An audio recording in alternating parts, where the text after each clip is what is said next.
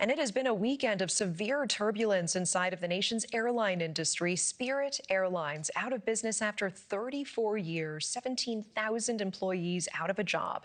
The discount carrier that served more than 70 airports has gone bankrupt twice in the last 2 years, but they're now saying high oil prices made it impossible for them to keep going. And in the aftermath of the abrupt closure, both sides of the political aisle are pointing fingers. Republicans are saying that this goes back to former President Biden opposing a proposed merger between Spirit and JetBlue in 2023.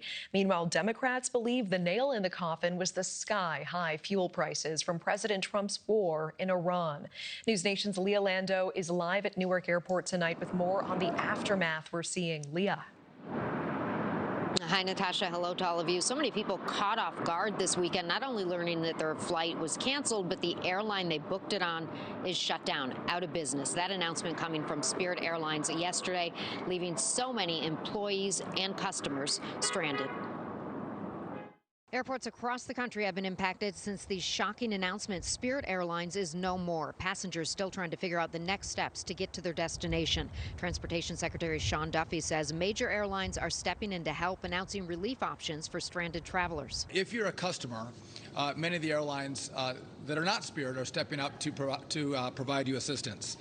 So United, Delta, JetBlue, and Southwest are capping their ticket prices for Spirit customers. I would recommend that if you have a ticket with Spirit, that you actually try to book with these airlines as soon as possible. One carrier, JetBlue, offering confirmed Spirit travelers a one-way fare to their destination for just $99 if they can travel in the next few days. Other airlines are taking in booked and confirmed Spirit passengers for a deep discount. As for the 17,000 employees now without a job, some carriers are offering job interviews and travel assistance for those impacted. Travelers not the only ones scrambling. We're learning that federal officials are working to manage the fallout as lawmakers warn this could have a much larger impact on competition and prices. Now Democrats and Republicans immediately trying to place blame for the failed airline. We had the opportunity back in 2024 to actually merge JetBlue and Spirit, both low-cost airlines versus the big boys.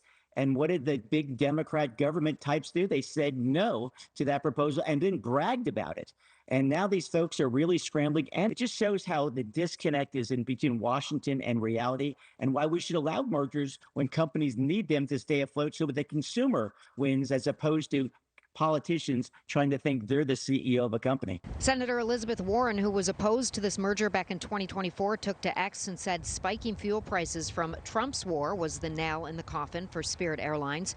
Transportation Secretary Sean Duffy, meanwhile, disagreeing and calling out Senator Elizabeth Warren for pointing to the blocked merger between Spirit and JetBlue as a win for the Biden administration. We had an airline go down because the markets were trying to allow two airlines to merge, make them stronger, and offer more competition for the American consumer. Also, Elizabeth Warren at the time cheered the blocking of the merger, saying that this was a Biden win for flyers. But the former director of the National Economic Council mentions that the ongoing financial problems accelerated Spirit's demise. There's no question that it is the higher fuel charges coming from this war for an airline that had very small margins, which is what put them under. And this is not unique. You're seeing even more stress and pain in many European airlines, where jet fuel prices are actually in shortage. The airline was trying to emerge from its second bankruptcy in 2.5 years, but failed to secure a $500 million bailout.